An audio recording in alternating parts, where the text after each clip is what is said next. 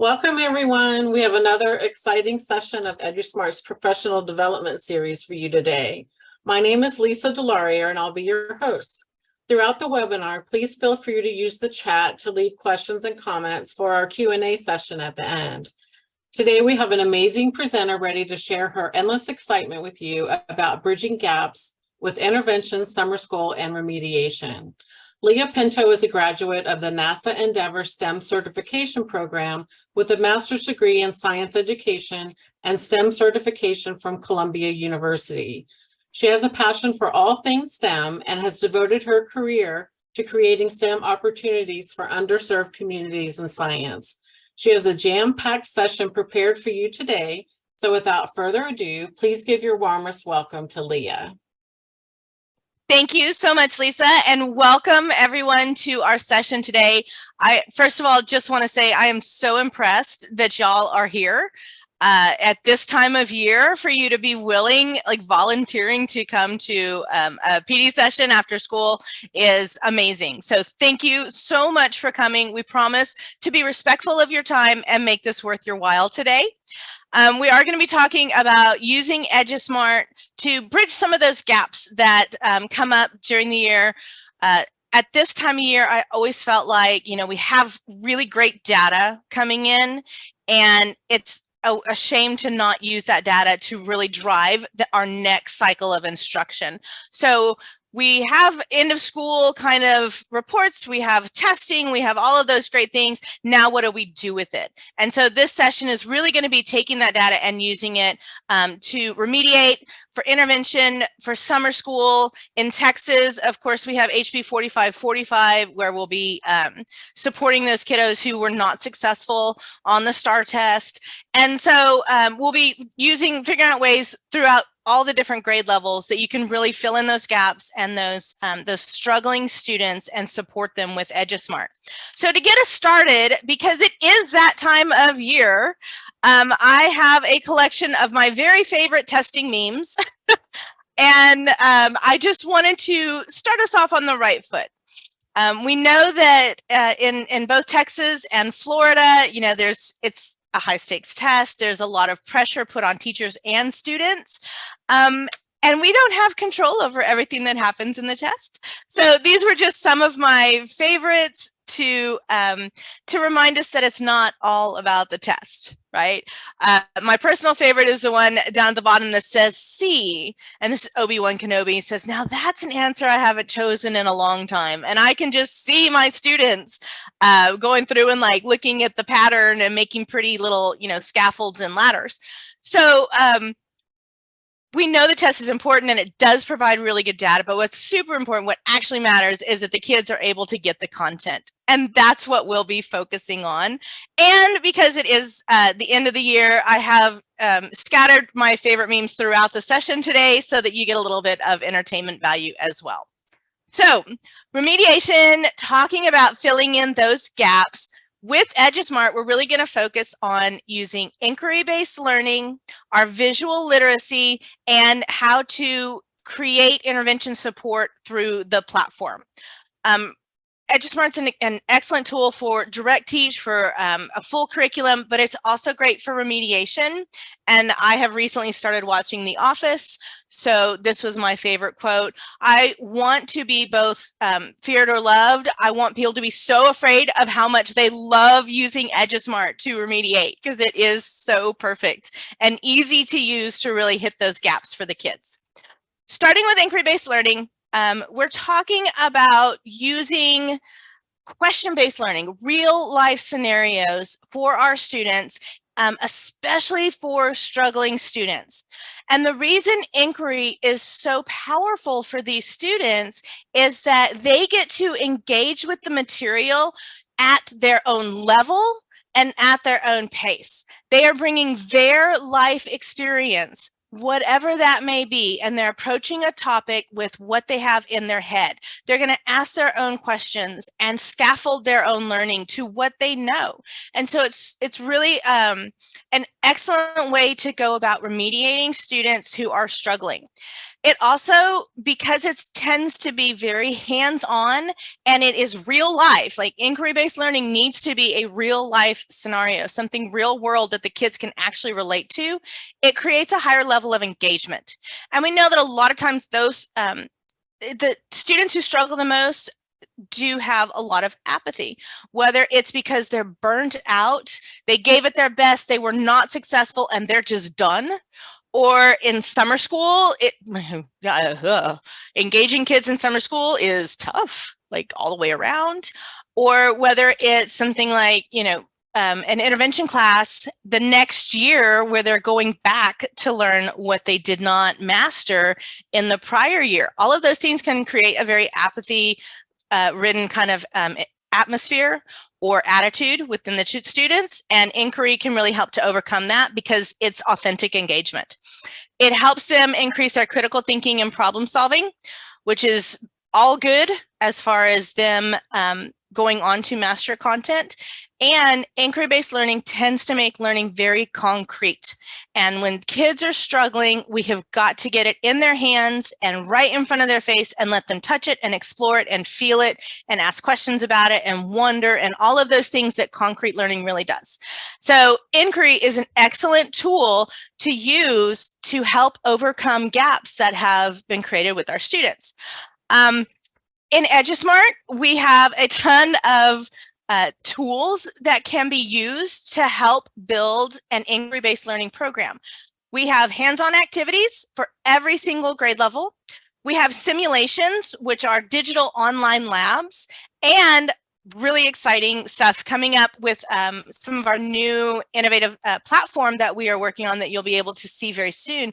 We have built-in engineering design challenges for each reporting category and anchoring phenomenon that are all very real-life scenario question-based engagement focuses for our students. So there's some really great stuff coming, but there's already some really great stuff in EduSmart now. So at this point, I'm going to hop out of my slide deck and into our online platform. I'm using Texas today just for demonstration purposes, but you'll be able to find this exact same content in the Florida content as well. So wherever I show you or whatever I show you is available within our Florida grade levels, just exactly where you'll see it in Texas. So I'm going to start with the lowest grade band, which is kindergarten, first and second grade. When I'm looking at the lower grade levels, the hands-on activities are all going to be found under the teacher resource guide. So this teacher resource guide has a lot of great information. I'm just going to preview it here and show you. Let me pull this back up to the top.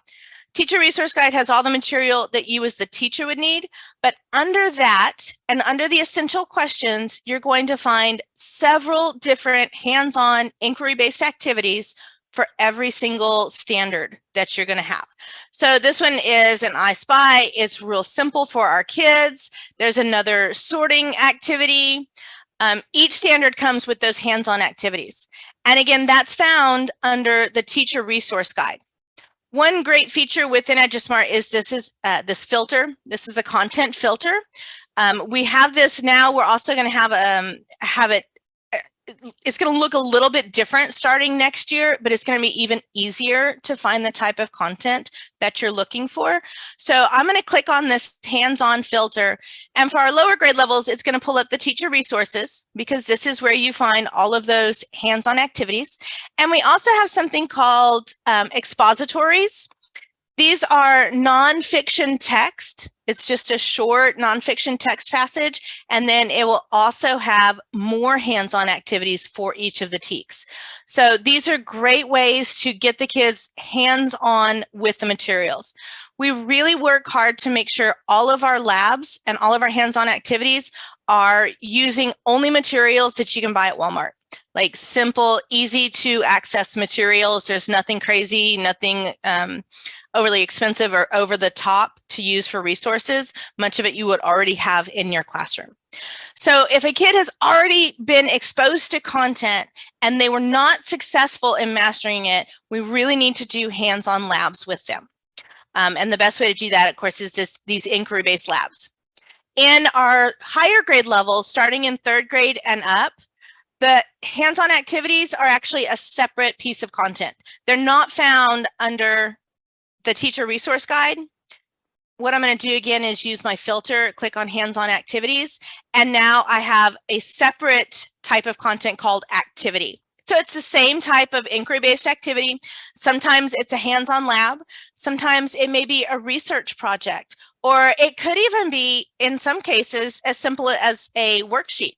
Like if a Venn diagram is the very best way to learn this piece of content, then we're going to use a Venn diagram because it's very focused on exactly what the students need to do. That's usually a compare and contrast. So we have our hands-on activities. They will have all of the necessary information for the teacher. They'll have any instructions that you need, all of the supply lists that you need, safety information, student handouts, all of that kind of stuff will be included within the activity. We also have, for grades 3 through 8, our simulations.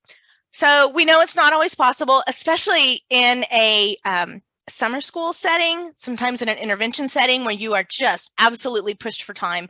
It's not possible to get that hands-on for these older students. And so we have our simulations, which are digital online labs. These labs follow the science investigation process. They're going to ask questions, make a hypothesis, collect data, analyze their data, and draw conclusions. They go through the entire process. It's just in a simulated version. So I'm going to click into one of our, let's see, I can show all of my activities just by clicking on this on the left-hand side where it says show all. And here's my hands-on activities. We have the hands-on pieces, or we have the simulations available. And I'll just use this matter or mass just to kind of give you a quick demo of what one would look like. Welcome to Jamie's Dinosaur Park. Jamie used different types of blocks to build her park model. The dinosaur is made of plastic cubes. Wooden cubes are used to represent the tree. The lake is made of glass cubes, and iron cubes are used to make the mountain.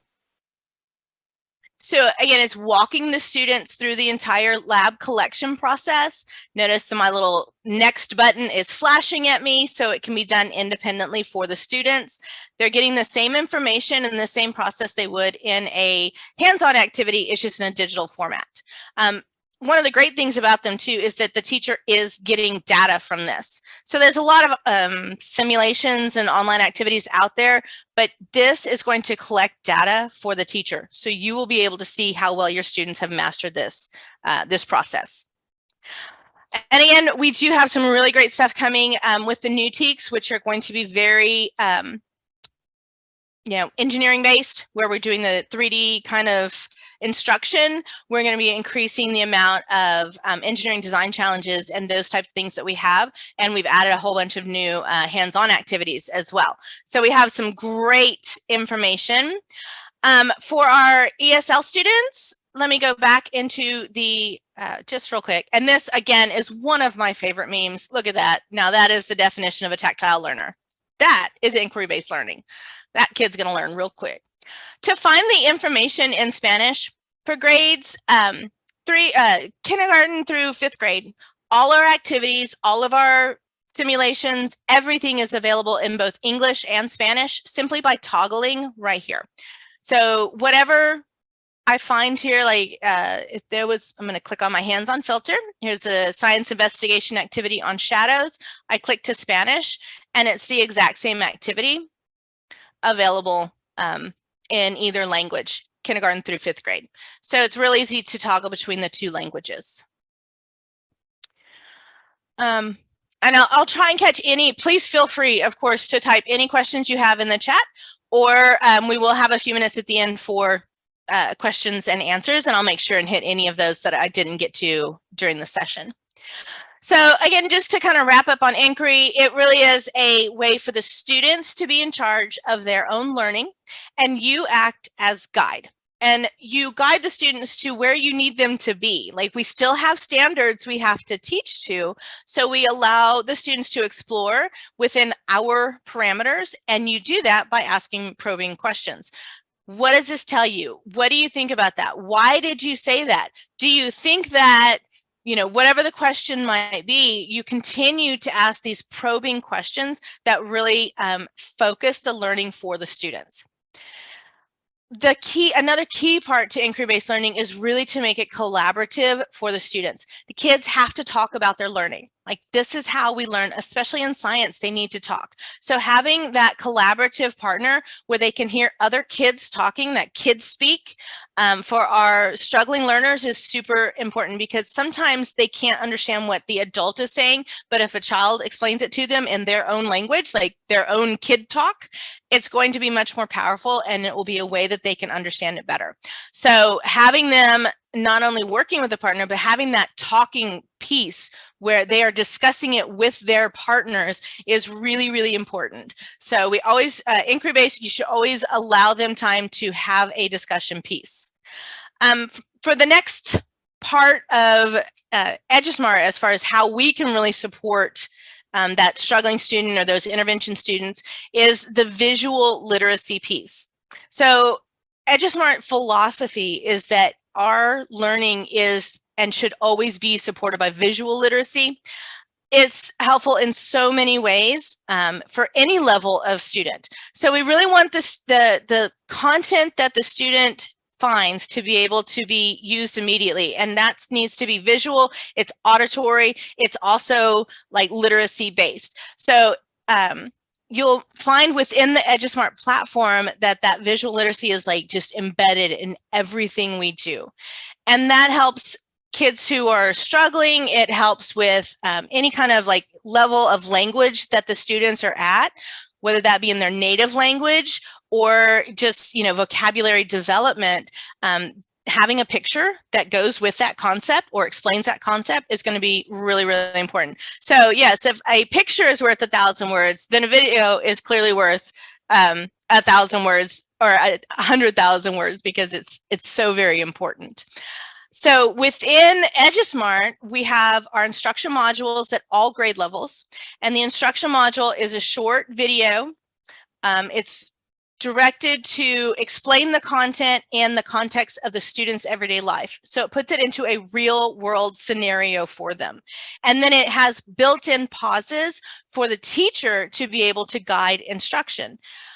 We don't want to sit and have the students hit play on a video and just watch a video. Like that's not necessarily best practices. So they're going to watch a segment of content, and then it's going to pause, and we're going to have a discussion, and we can ask questions. We can have a shoulder partner talk. We can have a whole group discussion. We could do a think, pair, share, maybe a I think and I wonder chart kind of thing. There's so many options you can do that are going to get the students talking as they're watching this instruction module. So it's really important we don't want to just sit and watch a video. That can have its place in instruction, of course, but that's not really the way that our instruction modules were designed. In 3rd through 8th grade, we have student reviews, which kind of takes the entire instruction module and like laser focuses it down into what's the most important piece of content that the student needs to get from this, the whole instruction module. It's designed to be very independent for the students, so they can do it on their own, or it is absolutely perfect for intervention. Like as a teacher, we could do it together in a small group. And I'll show you all of these in just a moment. We'll go back to the platform. I was just going to kind of do a quick explanation of them, and then we'll go and look at what they all are all about. But the student review is really good for that intervention piece, either whole group, in a small group, or even with individual students. Again, the simulations and interactivities. Simulations are the digital online labs. Interactivities are kind of a gamified version of the instruction. So the students are getting the content in a very visual format. Again, super helpful to support struggling learners. In our lowest grade levels, we have glossaries, which is the vocabulary development piece. And then grades 3 through biology is our word explorer, which is probably one of my favorite tools that we have out there. And then our readers are also very visual literacy support. So it is a nonfiction reading passage, and it's supported with really great pictures that help the students explain and understand the content. So based on that, I'm going to go ahead and jump back into my platform real quick. This time we'll do a little bit higher grade level just to kind of cover some different levels. Again, the instruction module, the Earth and Space, just because it's one of my favorites. Oops. So the instruction module is it's maybe an 8 to 10 minute video. I'm going to go ahead and hit play, and I'll skip the introduction. The surface of Earth is made of different landforms such as mountains, valleys, deltas, and canyons. So it's going to play a short section of video, and then it has a built-in pause. So you can already see the level of visual supports that are built into this instruction module. I've introduced 4 vocabulary terms, and I have incredible detailed pictures of each, and it's going to continue that way through the entire video. So here I would have my students maybe share, what do you know about canyons? Has anyone ever seen a canyon?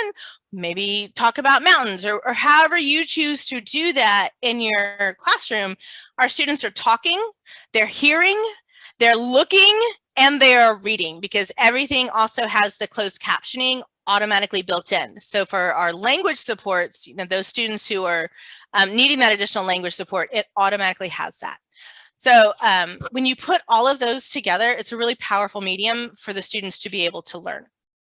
So again, we take that entire instruction module, and for a student review, we would just kind of focus it down to what is the most important thing that the student needs to know.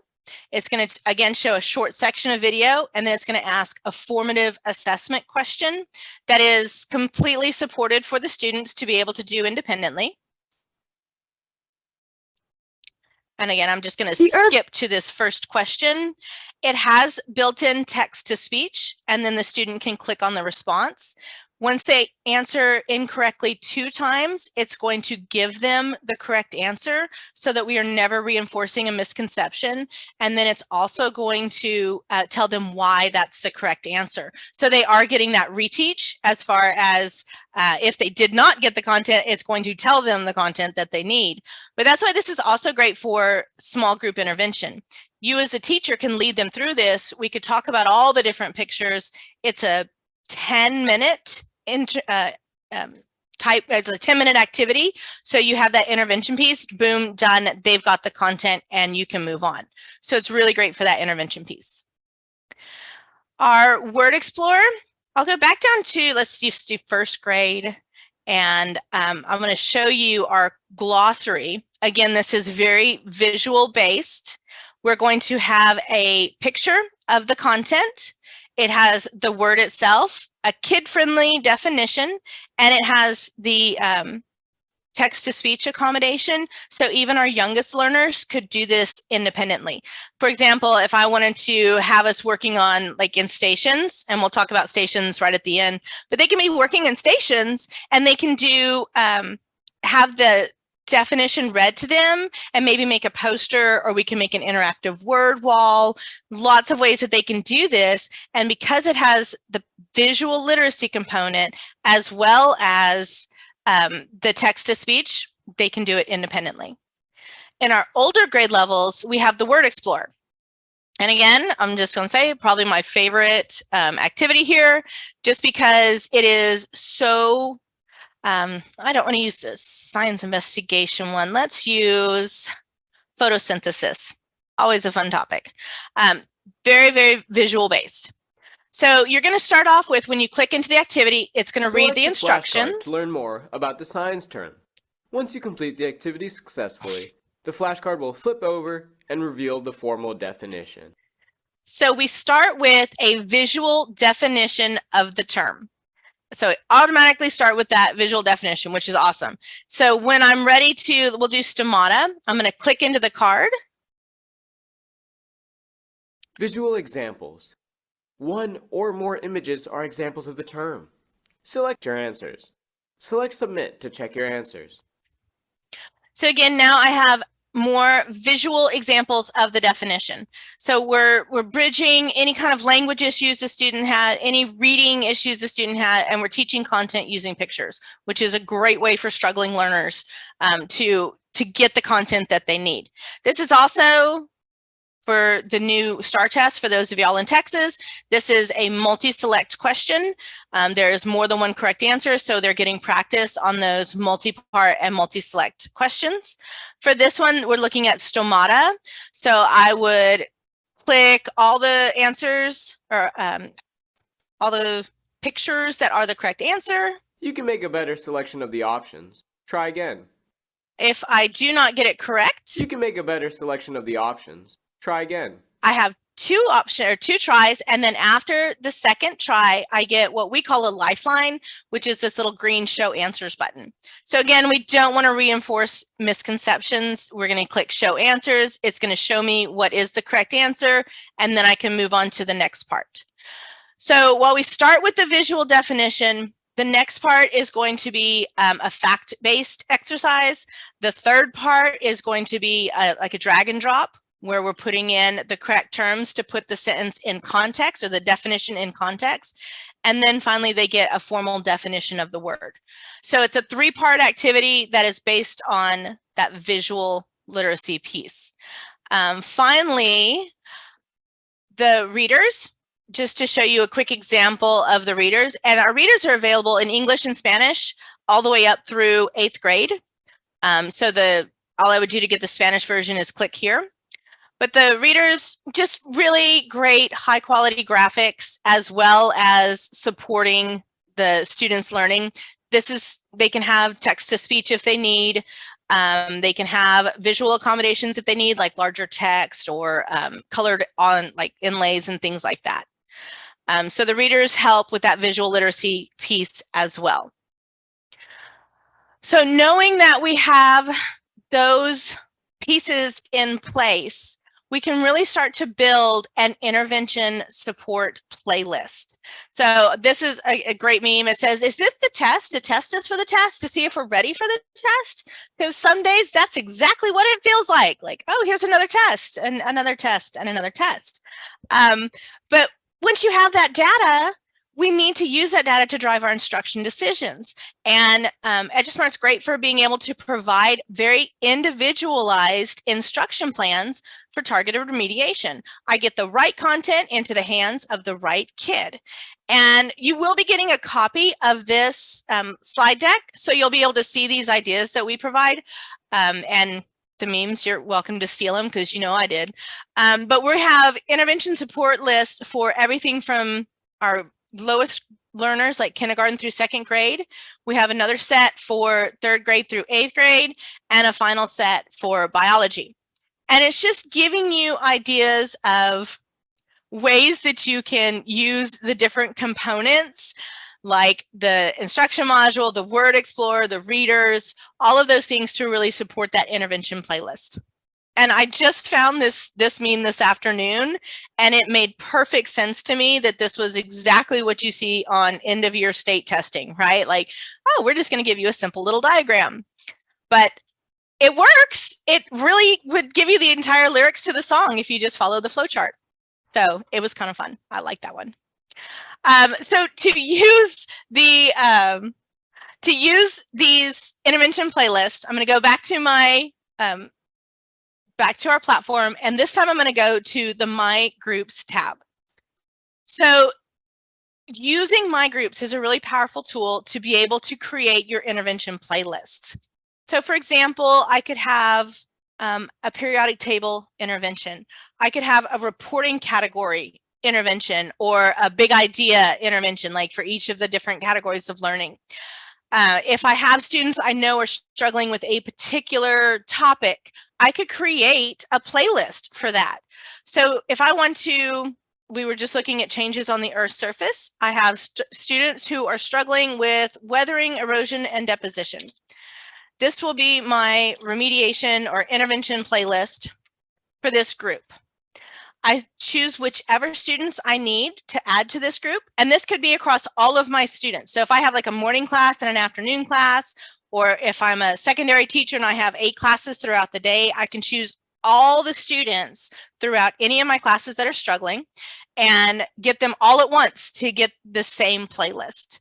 All I do is click my class group, and now when I go back, I have this weathering, erosion, deposition, intervention playlist. Where this becomes really powerful is when I create my content playlist. So for example, we were in slow changes in ecoregions. I probably want to do the instruction module, and all I do is the second button that says add to playlist. I can then add maybe a student review, the quiz. We definitely want to do the simulation. That's that digital online lab. And of course, the word explorer.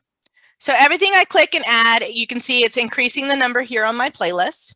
I have 5 items on the playlist now, all things that will support the students for intervention or remediation. When I click on playlist, it gives me 2 options, and the options are basically, how do you want to present this? Do I want to lead my students through it, which would be a live lesson? I'm live and in person in front of my kids, standing up there teaching. Or do I want to push the assignment out to their individual devices? In our lower grade levels, it's most likely going to be a live lesson. You know, you're going to be leading your students through this intervention piece. For our older grade levels, you can probably create an assignment and have them work on it somewhat independently. It will guide them through it. It can be done very independently, but this way they are assigned the information and you are collecting data on the information that they get. So I did is create an assignment. It's going to fill in most of the information for you. I'm just going to select my subunit. And again, this is weathering, erosion, deposition, intervention. I love the enforce ordering button because it does I taught middle school for many years, and my kids would do what they thought was fun and not do what they thought was work. So by enforcing ordering, they have to do it in the order you assign it. You can drag and drop the order. So I want the quiz to be the last thing. I want to start with, let's start with that simulation to really get them engaged and interested. And we'll just do the word explorer right there in the middle. Once I have my content done, I click save. And now, just like a paper assignment, I have an assignment sitting on my desk, ready to be passed out to the students. My desk in EduSmart is, of course, the workspace, so I go to my workspace. And there's my intervention playlist. When I'm ready to assign it, and this is where that my groups comes into play, I click assign, and I assign on the EduSmart platform, and I can choose just this intervention group. So I'm assigning it out to all of the students in that particular need-based group. So whether it's all of your classes, whether you have only one class and you just are looking at data and seeing who needs what piece, it's so much easier to get that right assignment into the kids who need it because you can just do it as a group. I need to select a date to have it due, and then I click assign. The other piece that this helps you with is when you're looking at data. So I'm going to go back to the My Groups tab, and I'm going to find that intervention group. Once they've completed those assignments, I can look at the data for just this student group. So I can see what growth has occurred in these students since I assigned this intervention piece to them, or since we went through and did the lesson together. So that My Groups tab or My Groups ability that we have is just super powerful. The other really great thing about it is that once I'm done with this intervention, my HB 45 minutes are up, I can delete this group and I don't lose any data. The data stays with the student, so any work that they've completed is going to stay there. Now I can still look at it. I can't filter it by that group anymore, but I can still look at anything that they've completed. So you never have to worry about losing data within the platform. So that's that My Groups tab and assigning intervention playlist to the students who need it. Again, you will get a copy of all of this so you can see like how we might look at, if I'm looking at kindergarten through 2nd grade, I really want to focus on the glossary, which is vocabulary, the instruction module, which is that, you know, the video along with the words, along with that auditory piece, and then hands-on type of activities. And then readers, which are going to help them with context for the content. 3rd through 8th grade, it can be a little more independent. Again, focusing on vocabulary. A lot of times when kids are struggling, and we know that science at these grade levels, it has so much vocabulary associated with it. It's just tough for the kids. So if we can support them in vocabulary, oftentimes we can get them through that. And then biology, Again, we want to focus on vocabulary, the instruction modules, and any kind of simulations that you can do that will really show how the process works. Because a lot of times it's just a very complex process and they need to be able to see it. So with that all said, based on, that intervention playlist, all of our visual literacy components, and using inquiry-based learning, we can put all of that together in stations. Stations are probably some of y'all have seen this slide in all of my presentations because EduSmart is so perfect for stations. I tend to show this a lot.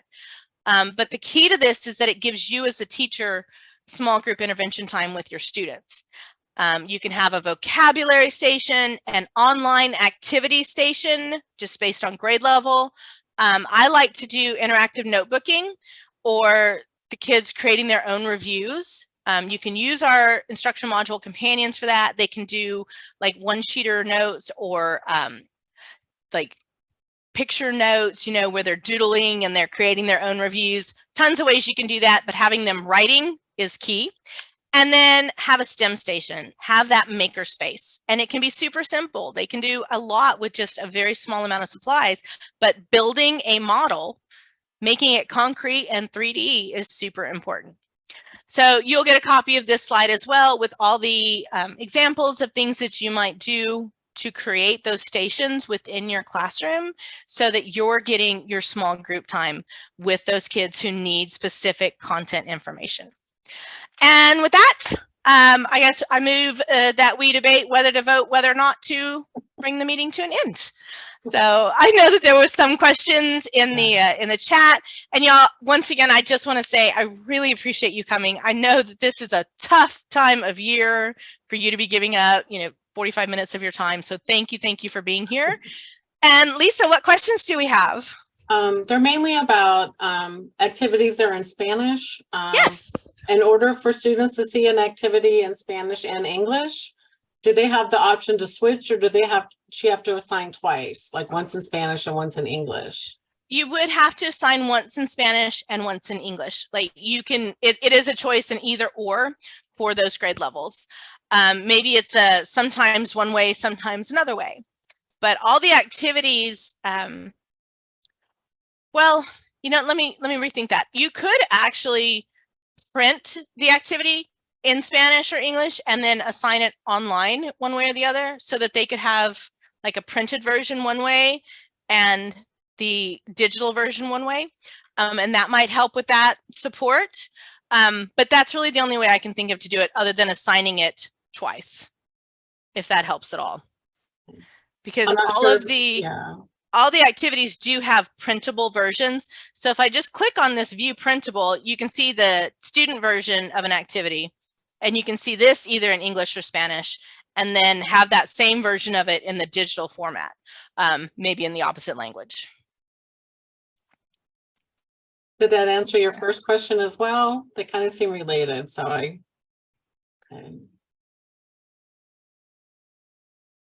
Anyone have any other questions? Awesome. And we did try and keep it a little bit short today. But if you ever have any questions, we encourage you to reach out. We are here for support. We pride ourselves on our support. When you get EduSmart, you're not just getting an amazing product, you're getting the amazing service that goes along with it. I am Leah at edusmart.com, and any implementation questions, any kind of questions you have about how to use the content, please feel free to reach out, especially at this time of year, since it's always tough. Man, I don't envy you. So good luck on the last few weeks of your school year, and thank you all so much for attending. We are really appreciative that you are here, and have a great rest of your day.